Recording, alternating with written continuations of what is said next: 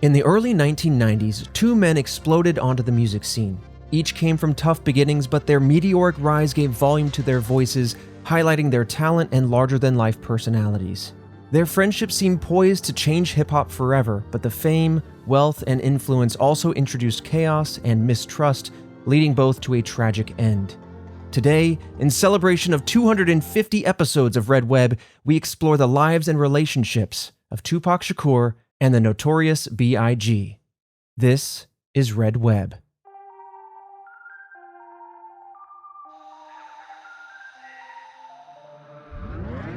Welcome back, Task Force, to an extraordinarily special episode of Red Web. I'm your resident mystery enthusiast, Trevor Collins, and joining me, definitely not hearing this case for the first time, Alfredo Diaz. Well, I will say, I don't know what the true conspiracy is behind these two historical rap lyricists, but I do know that I don't know, it's one of those things where, I know of Tupac and Biggie. They made great music. Their songs still stand the test of time. And then over the past, decade or so, people are like, did you hear about this conspiracy and that conspiracy and hologram and all that? And this new song is coming out, but he's dead. And I'm just like, it was always to me one of those things where like, okay, we're just trying to figure out some kind of like conspiracy.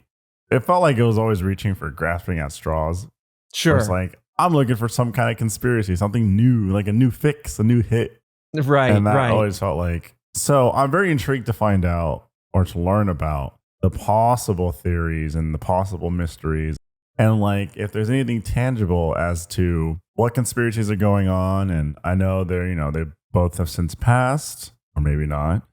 But right, who knows? Surrounding their deaths and all that kind of stuff too. So yeah, and I think you're right. I mean, many people are definitely aware of Tupac and or Biggie Smalls.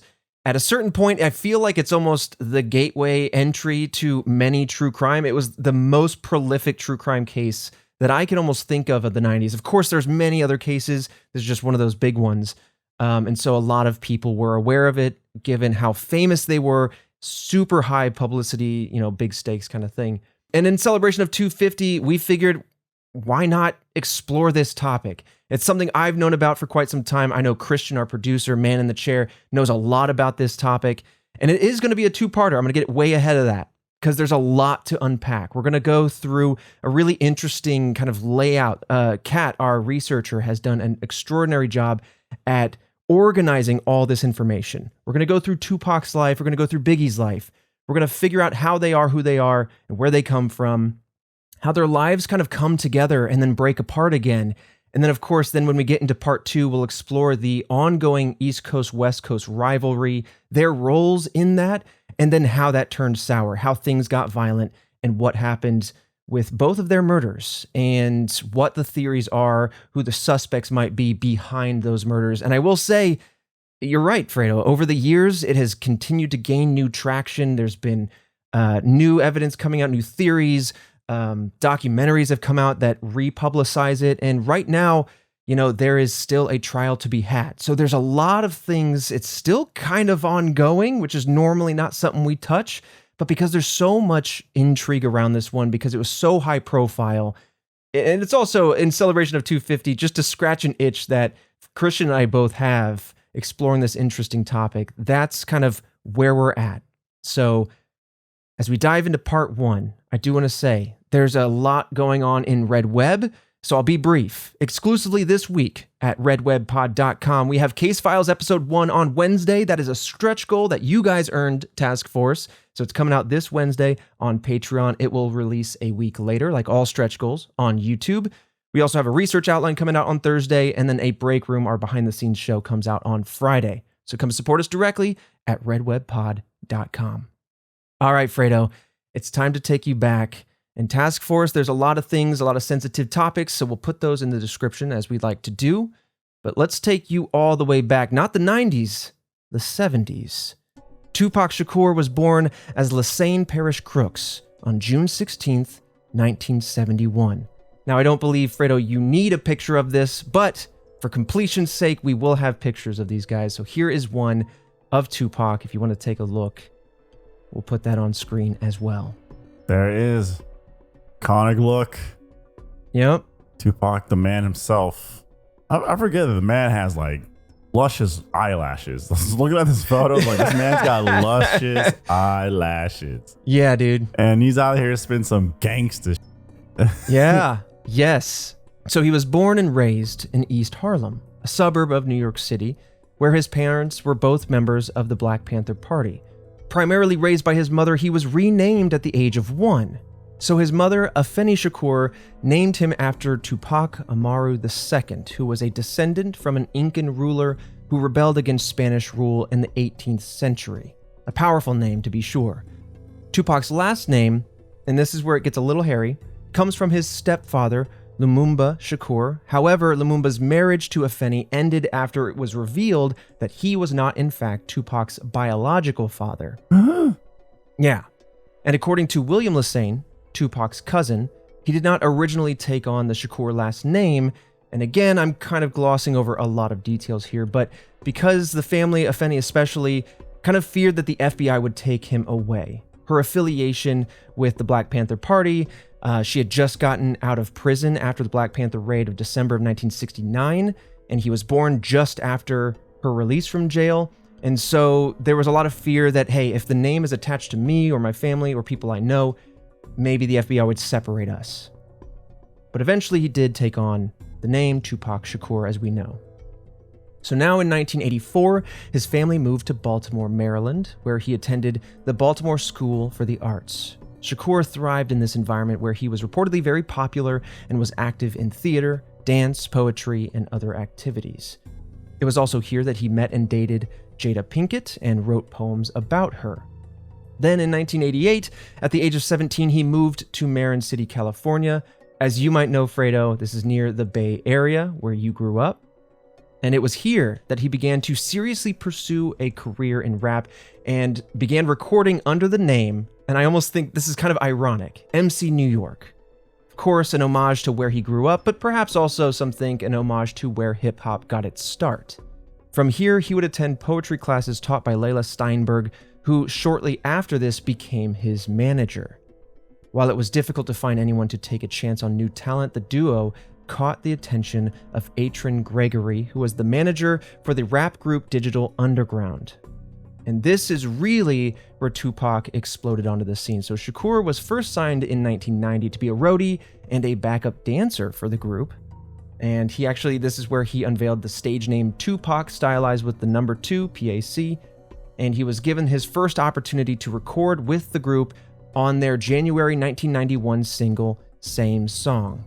Wow. To be, I don't know, just like a roadie and then also like a backup dancer and then to record on a song. There was some kind of connection there, or either there was a friendship that blossomed with Tupac in the group, or I don't know, maybe he had like a demo tape or something like that. Or maybe was given an opportunity on stage during one of the shows to like perform a song or something. But there had to be something there to make me go, you know what? Let's get him on a song.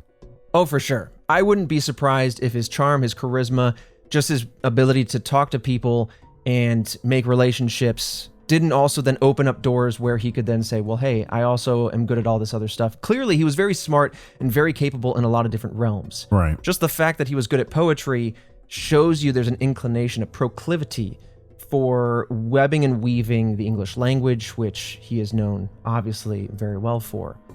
And this track, I actually listened to it while we were putting this together, but the track was featured in the 1991 film Nothing But Trouble and was also picked up as a lead track for the group's EP titled This Is an EP Release, which is kind of a funny title.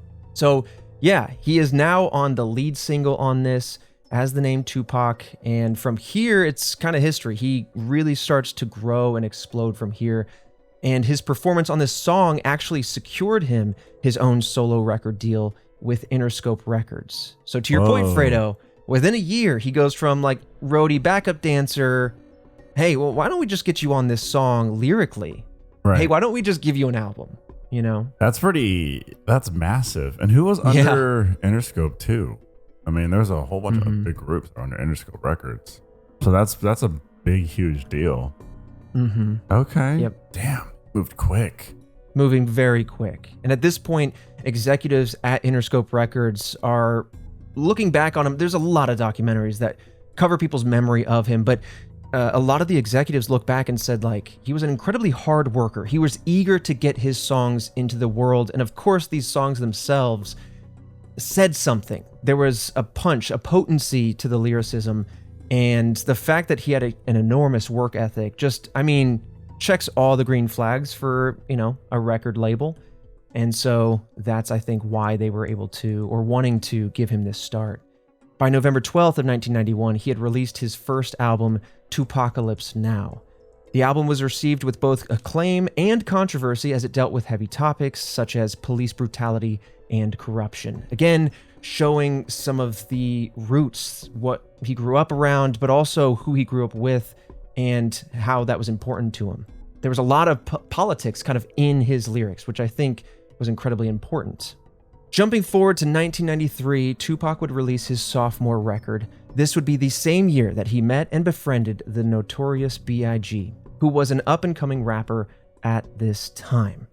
So now I think it's worth taking a pause in the timeline and going back and figuring out, unpackaging, who is the Notorious B.I.G. This episode of Red Web is sponsored by Brooklyn Bedding. Task Force, I'm putting my experience right here at the top because my wife and I were in need of a new mattress after many years on our old one, and we actually upgraded to Brooklyn Bedding. We got the Aurora Lux Cooling with the pillow top. It's a king size, and we are in genuine heaven. So I am so excited that Brooklyn Bedding is now sponsoring Red Web because we have been really enjoying this new mattress. They have a lot of different, like soft, medium, and firm, depending on what your sleeping needs are. Brooklyn Bedding is wonderful. So if you're in need of a new mattress, I can't recommend them enough. Brooklyn Bedding handcrafts every mattress in their Arizona factory. No middlemen, no gimmicks, just top-tier quality, honest pricing, and real American craftsmanship for a better night's sleep. If you're not sure which mattress is right for you, just take the Brooklyn Bedding Sleep Quiz and find your perfect match in under 2 minutes. Brooklyn Bedding also offers a 120-night comfort trial. Love it or they'll help you return or swap it hassle-free, which is huge. You gotta love the mattress you sleep on, and they give you 120 nights. That's big. Go to brooklynbedding.com and use our promo code REDWEB, all one word, at checkout, and you're going to get 30% off site-wide. This offer is not available anywhere else. That's brooklynbedding.com and promo code REDWEB for 30% off site-wide. Make sure you enter our show name after checkout so they know we sent you. brooklynbedding.com, promo code REDWEB. So, Christopher George Latour Wallace, also known as Biggie Small or the Notorious B.I.G, was born on May 21st, 1972 in Brooklyn, New York. Here is an image of the famous man. Oh, that's got to be like one of his most iconic photos. Oh, easily. The side head tilt with the, what is that, like a beret? What? Yeah, like a newsie, like one of the news caps. Yeah, kind of like that. Chain and everything. Yep. Mm-hmm. Yep, iconic photo of Biggie. Yes.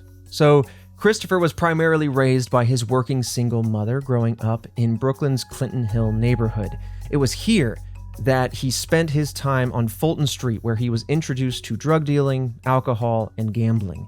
It's reported that he was introduced to buying and selling marijuana at just 12 years old. Damn. As someone that grew up in the ghetto, yeah, that gets introduced to you at any age. No forgiven. Yeah, seriously. While he lived in a relatively strict household, his mother was unaware of his activities due to her long working hours. Now, much like Pac, he was a bright child. He was an honor student with a strength for English. I mean, this man grew up to have one of the greatest flows of all time, so I can imagine. Despite this, though, he actually dropped out of high school at the age of 17 and continued dealing drugs. Quickly after dropping out of school, Biggie found himself in trouble with the law enforcement. In 1989, the same year he left high school, he was arrested for weapons possession. He received a 5-year probationary sentence, and then the next year, in 90, he was arrested for violating that probation. Then in 1991, he was arrested again, this time in North Carolina after being caught dealing cocaine. And after this, he spent 9 months in jail. Only 9 for dealing cocaine? That's what I thought. That seems very light. That's pretty light. I don't know if things have changed. I don't know if the situation was, but when I saw that, my ears perked up because I feel like that's a much heavier sentence, at least now. Yeah, I agree. Now, throughout his adolescence, it was clear to those around him that Biggie was a talented rapper and lyricist. In fact, he actually went by the name MC Quest, C-W-E-S-T, and Biggie started rapping with his friends in his neighborhood. There's actually videos, I believe, that have stood the test of time and been digitized and put on YouTube where you can really see him doing his thing back when he was in his teens. And I also want to pause and just reflect on the fact that at this point, when they're both really, really young, Tupac went by MC New York for a brief moment, and Biggie went by MC Quest style, which is C West, essentially. And so for some reason, my brain broke because I'm like, wait, right. Pac's got an East Coast name, and then Biggie has what it says West in it, and it's the opposite of the East Coast, West Coast thing to come. It just felt a little ironic, a little coincidental. That's really funny. Yeah. They didn't have these names very long, but yeah, as Biggie's growing up, right, he adopted the name Big, which then changed to his stage name, Biggie Smalls. Now, it was a nod to his childhood nickname, of course, but it was also a reference to the gang leader of the same name in the 1975 film, Let's Do It Again. After being released from jail, Wallace resumed rapping, creating his 1991 demo tape called Microphone Murder, in collaboration with a DJ named 50 Grand. Although it was more of a hobby for Biggie, right, because he's still dealing drugs primarily, the tape caught the attention of another local DJ called Mr. C, who then promoted it. Mr. C sent the tape to an editor at The Source magazine, and it was featured in the unsigned hype section of the magazine in March of 1992. Because of this, of course, Biggie's popularity increased, and he captured the attention of one Sean Puffy Combs, also known as P. Diddy, which I'm going to pause for a second and recognize the enormous elephant in the room of the P. Diddy trials here in 2025. We are not unpacking all of that. That's still unfolding and figuring itself out, but yes, I know that that's happening. Maybe another case for another day. So at this point, he gets the attention, and Combs signs Biggie to Uptown Records, a label created by Andre Harrell, also known as Dr. Jekyll. Biggie recorded and was featured on a few songs with Uptown Records before July of 1993, when Combs was fired from the label. Combs cites the firing to creative differences, perhaps a power struggle, etc. You know, we can kind of get into all the theories there, but shortly after being fired from Uptown Records, Combs starts his own label, which you might recognize, Bad Boy Records. Around this time, Biggie was also welcoming his first child with his girlfriend, Jan Jackson. He promised his daughter that she would have, quote, everything she wanted, and of course, he continued to work. Combs, now with his own label, immediately signed Biggie, who had changed his stage name now to the Notorious B.I.G. after, here's the thing, he was nearly sued by another Biggie Smalls, of a different spelling. It was a 14-year-old white Latino rapper of that name. I think they started at 12. They hit the scene, I think, in 1991 with the name Biggie Smalls. But yeah, he was threatened to be sued by this child rapper. Wow. And then Biggie actually backed off of it. Kind of. But then his fame kind of just steamrolled that. Yeah. There's also reports that the actor who played the Biggie Smalls from the movie that we talked about was also threatening to sue for like a trademark sort of thing. I've seen both of those things, but primarily it seems to be around the 14-year-old It's weird. I mean, rapper. like, what would the actor? Wouldn't it be like the studio that trademarks it, not necessarily the actor, you know? Yeah. I think that's why more weight is put onto, obviously, another artist in the same genre with a similar name or the same name. It's very confusing. So yeah, he goes by the Notorious B.I.G. Throughout 1993, he continued to work on his first studio album. Biggie released his debut album called Ready to Die on September 13th, 1994. And it was this year that he was introduced to and began a friendship with another wildly popular rapper, Tupac Shakur. So now, of course, a crash course history in both these two gentlemen. We'll talk now about their relationship, which is quite colorful. There's a lot going on between these two, more than I even knew about. And then, of course, as you know, in the end, no good thing lasts. This friendship comes to a fallout, and we'll explore all of that and then lead up to the rivalry. It's cool, like, visiting their history and their rise and the different changes. Like, I've heard a lot about this, and it's just interesting how it's all intertwined. I mean, you just look at, like, the big rappers back then, right? people like Snoop and stuff like that, and how Oh, everyone's yeah. just like intertwining their lives and their record labels, and everyone's got beef with somebody, dude. Like it's insane. And then just like a lot of toxic masculinity going down. Yeah, dude. Everyone's got beef with at least one person. Oh, 100%. And let's not get it twisted either. I mean, I'm getting way ahead of myself a little bit here, but you're right. The rivalry between West Coast and East Coast isn't predicated on these two guys. It is pre-existing. It was always there before they hit the scene. And what we're kind of seeing here is their friendship, and the fallout there only exacerbated it and unfolded it further and took it to greater heights, but in a worse way. Yeah. But yeah, on one side, you've got people like Dre, Snoop. I think I mostly listen to West Coast. Same. Dang. I mean, Okay, well, I grew up. Right, you grew up in the Bay.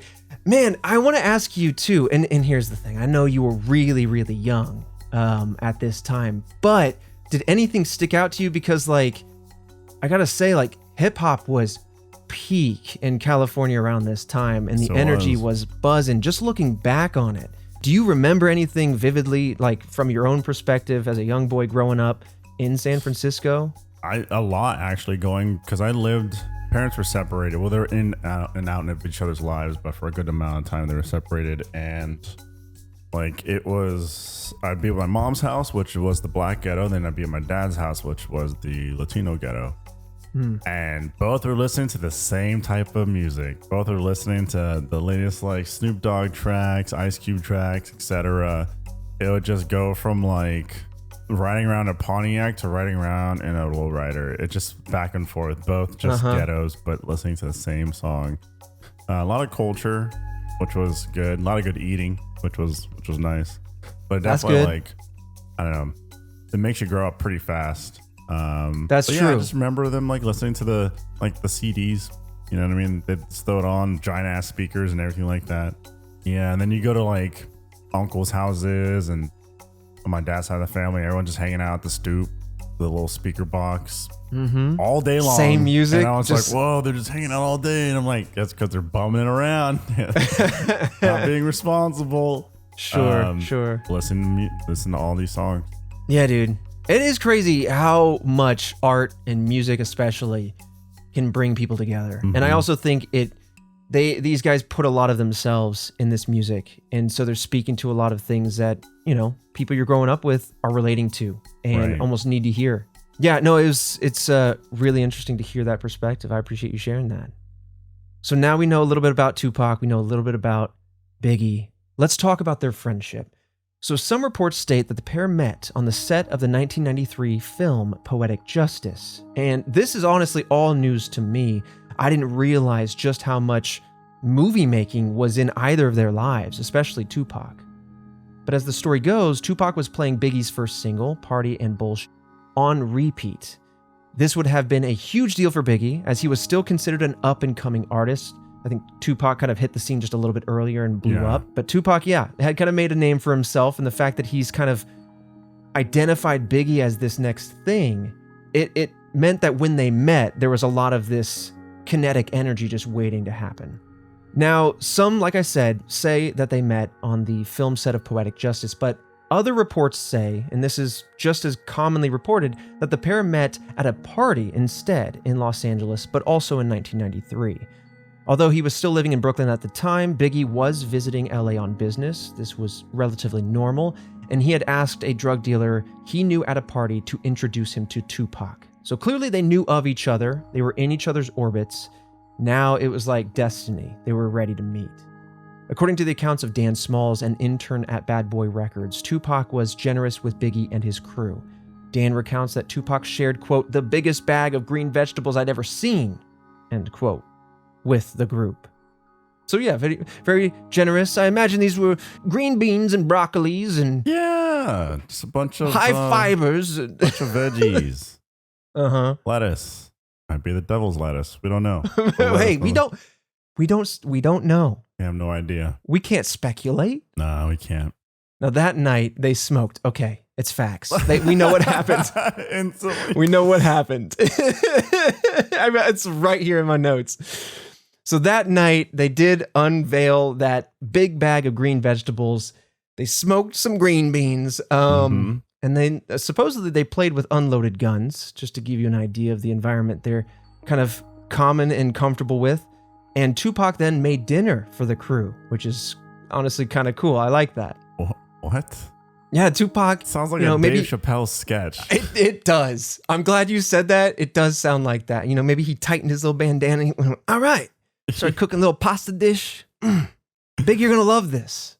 Now, the pair, of course, were fast friends from this point on. I mean, you make somebody some food, you roll them out some devil's lettuce. What more could you ask for? That's friendship right there.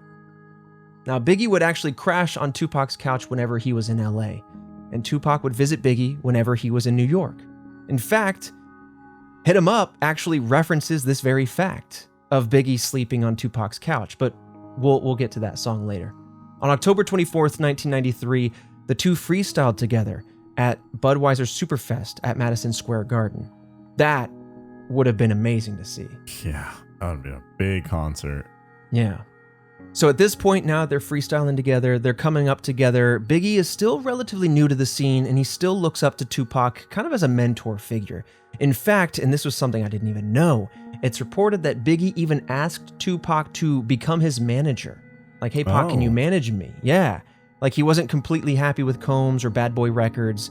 Tupac actually declined, and he told Biggie to, quote, stay with Puff because he will make you a star. Throughout October and November of that year, Tupac was spending a lot of time in New York, again, shooting another film called Above the Rim, which would release the following year. Now, he based this character that he was playing on a high roller that he had seen around the city, a real man by the name of Haitian Jack, or Jacques Agnon.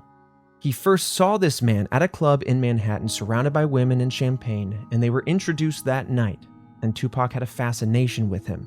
We don't know if it was the lifestyle, the aura, the chemistry, the charisma, but he did have a fascination with this person and almost their whole character. However, Biggie and his crew, as you might know, were already well acquainted with Haitian Jack. They warned Tupac to keep a distance from him, but Tupac was already set on befriending him.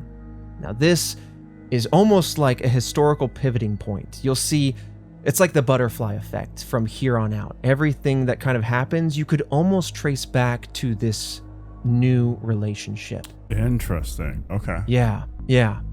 So on November of that same year, we're still in 1993, Tupac, Haitian Jack, and another man, Charles Fuller, this was Tupac's road manager, they were all accused of assaulting a girl in their hotel room.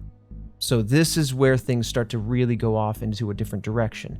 19-year-old Ayanna Jackson called the police on the trio after her experience and detailed to the police what she went through. When authorities arrived on the scene, they arrested all three men and discovered firearms that Tupac would later claim actually belonged to Biggie. Like, they're not mine, they're his. Now, Tupac was charged with sodomy, sexual abuse, and illegal weapons possessions.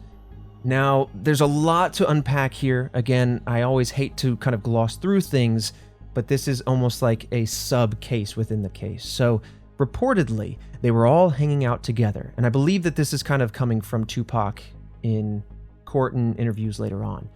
So they're all hanging out together. Then Tupac and Jackson went into the bedroom alone. After an unclear amount of time, the two other men entered the bedroom to hang out as well. Tupac then felt that the vibe was weird, so he left the bedroom and went to another room to speak with his publicist, where he passed out because he was feeling a bit groggy. After Tupac had left, the two men proceeded to assault Jackson. After the fact, Tupac is on record having stated, quote, even though I'm innocent of the charge they gave me, I'm not innocent in terms of the way I was acting, end quote. So he doesn't give himself excuses, he doesn't fully recuse himself from the entire situation, but there is a lot of nuance there that ultimately we won't really know the truth on. Right, which also is like, I don't know, it's very interesting because he didn't have to say that, you know? Mm-hmm. Obviously, it could be like a publicity stunt type situation. Right. Especially if he's going to talk to his publicist, you know, kind of playing devil's advocate against him here. Is he setting up like, oh, something's going down, we need to like figure out how to spin it, how do I approach this? But regardless, convictions were made, and I'll unfold that here now. But Tupac and Fuller's cases were dealt with separately from Haitian Jack's, who ended up pleading guilty to 2 misdemeanors, yet escaped jail time, which I found very interesting.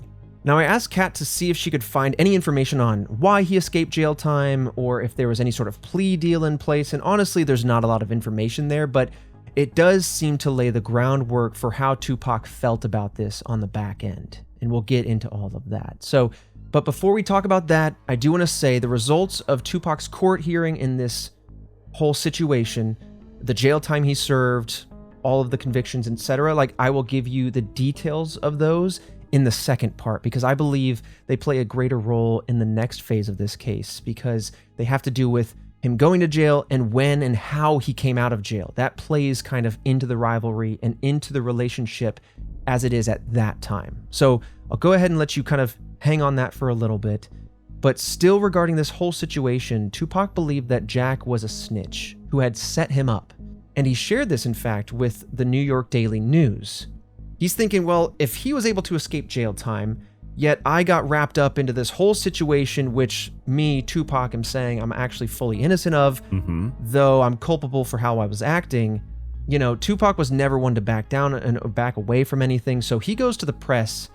And honestly, it's not the wisest decision to call out Haitian Jack in the press because he was a known gangster. But this was how Tupac operated. He didn't care. This is how he felt. He was going to confront it. He felt very strongly about it. And reports state that he felt relatively invincible and was arguably at the height of his career thus far. In fact, he would wear flashy, expensive jewelry, believing that no one would touch him, that he was untouchable in a sense. Yeah, it's kind of dangerous, especially in the rap world, especially if you're making enemies. Sure, you could be speaking your truth or whatnot, but you're out there making enemies if you're putting people under the microscope spotlight like that. Like, I can see how you felt that way, and I know why you would want to say it. But regardless of the truth behind that statement, if you were set up, or especially if you weren't, this guy, Haitian Jack, was not going to let that stand. Now, we'll park that idea for a second. Over the course of the next year, Tupac's bank account would suffer as he was supporting extended family and paying now for all of his own legal fees. Then, in late 1994, an offer would come through from Jimmy Rosemond, aka Henchman, whom he met through Haitian Jack. Rosemond was the manager of the rapper named Little Sean, who was close with Combs and Biggie. So Rosemond, again, he's an affiliate of all the people we've talked about this far. Haitian Jack, Combs, and Biggie. He's offering Tupac $7,000, and Tupac kind of is at a point where he's needing this money, to come and record a guest verse on Little Sean's new track. Tupac's like, all right, yeah, I'll do that. On November 30th, 1994, Tupac and 3 of his associates arrived at Quaid Recording Studio in Times Square. When they arrived at the studio, they were met with 3 men Tupac did not recognize from any of that crew, and they were all dressed in army fatigues. Now, he didn't really think anything of it at the time, given that this was the style in Brooklyn. Camo, army fatigue, etc.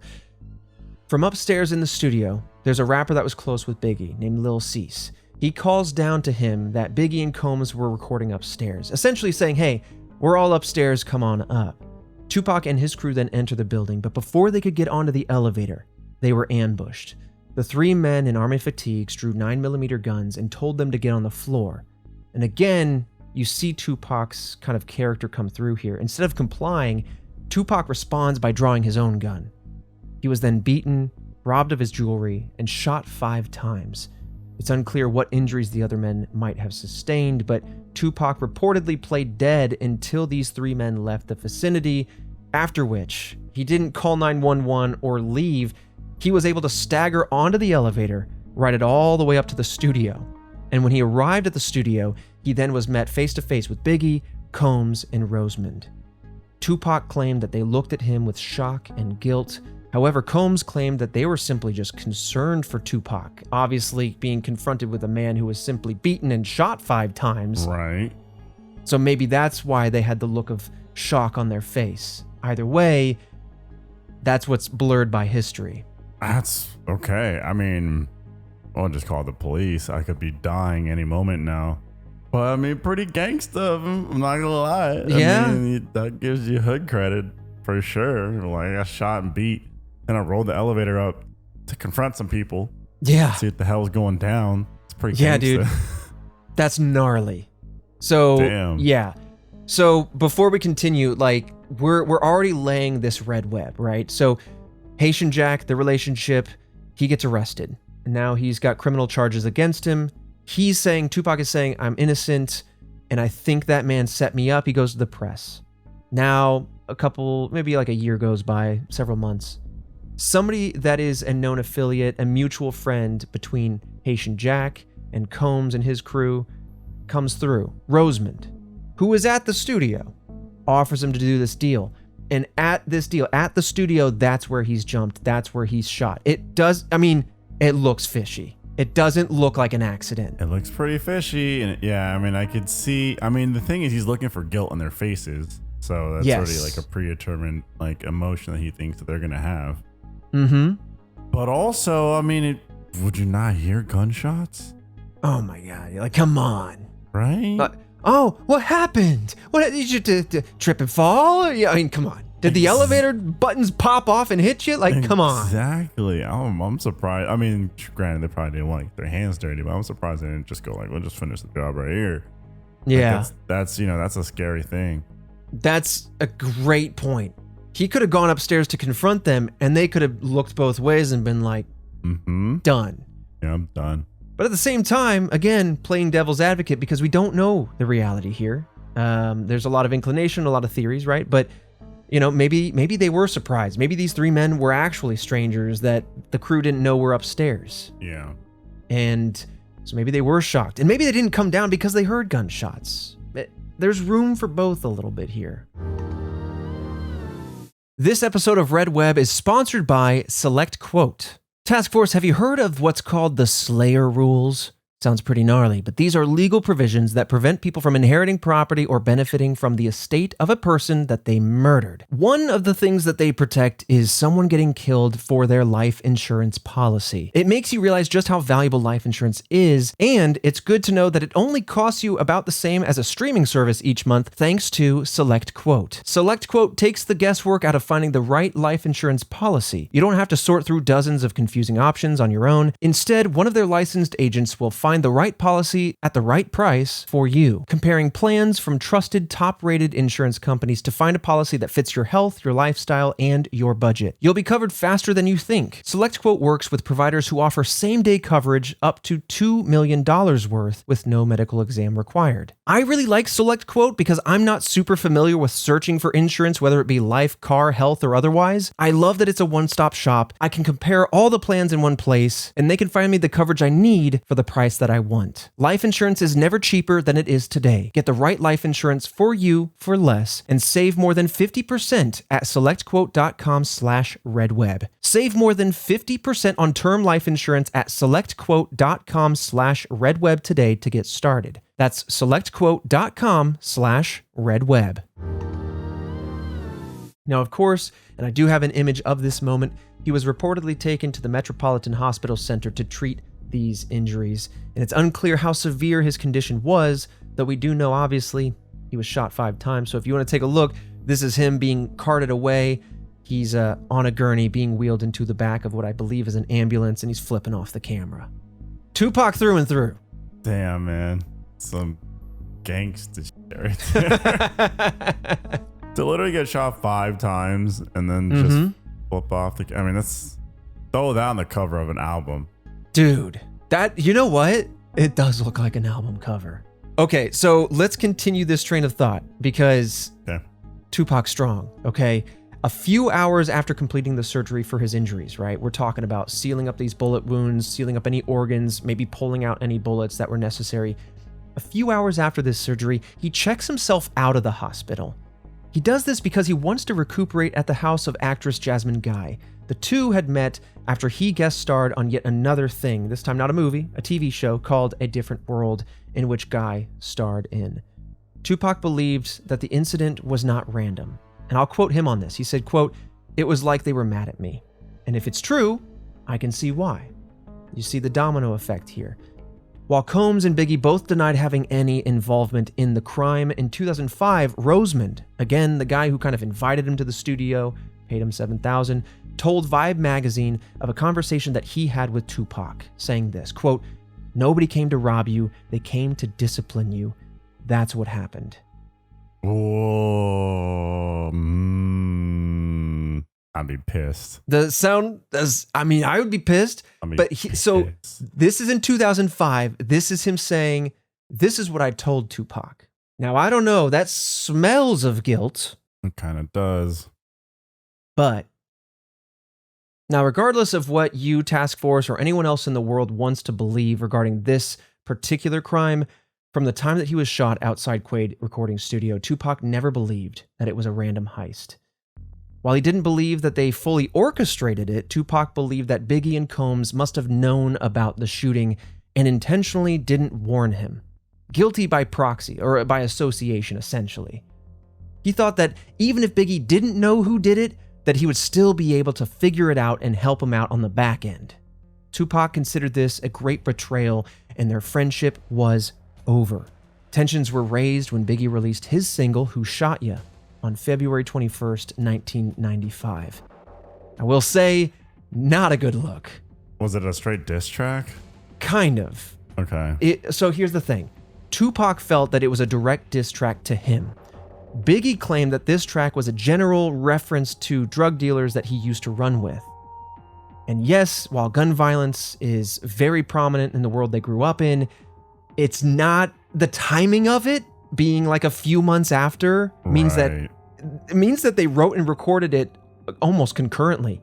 Maybe at that same studio. Yeah. I don't know, man. I'm almost curious. I almost want to pull up the lyrics to read through it, but I won't.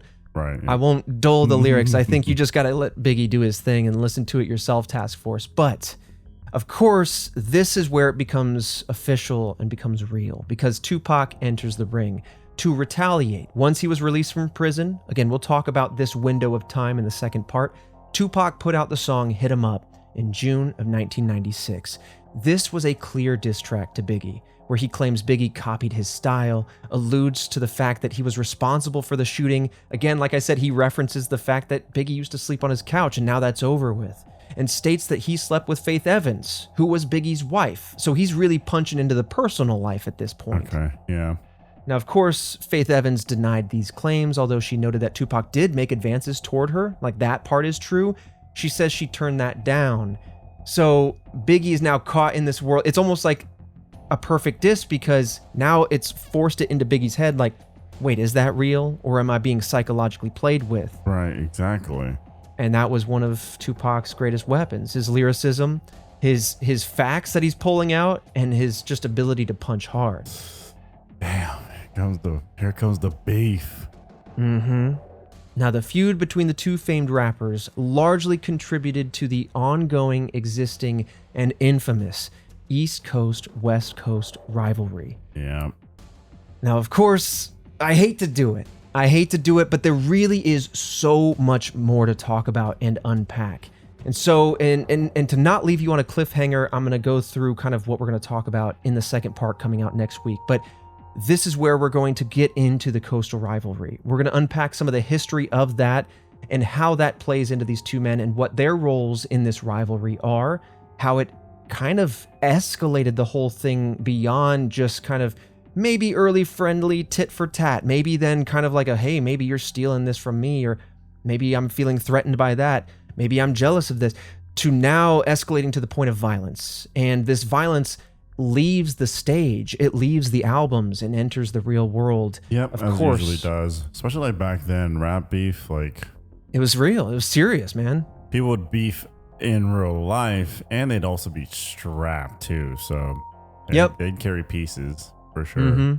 And then we'll talk about all the details regarding Tupac's murder, the investigation, the theories, and then of course with Biggie's murder and the theories there. So again, Task Force, a lot to unpack. It's been a long time since we've done a two-parter. I love when we can keep it all in one, but there's just so much in this one. I don't want to do it the disservice of glossing over anything. There's already a lot that we've had to kind of truncate, but Again, I want to give a huge shout out to Christian for thinking that, like, bringing this idea to the table. We talked about it for years, and we were like, I don't know. What a fun way. It's murder. Okay, that's weird. But we love this topic, and I love music. We love music. What an interesting way to celebrate 250 episodes. Kat Cardenas, our newest researcher who's been helping us out over the last couple weeks with a beautiful put together research outline despite the ongoing developments of her life. A lot going on. But Fredo, man, thank you for hanging with me for 250 mysterious like turns and putting that tinfoil on your head and making you scared of the dark and what's around the corner and really gonna twisting your brain into a new type of thinking. We've covered so much, and I don't know. I'll always harp on this. I love the fact that we can cover so many different things, and the task force is all about it. We're covering Tupac and Biggie. Yeah, that's awesome, right?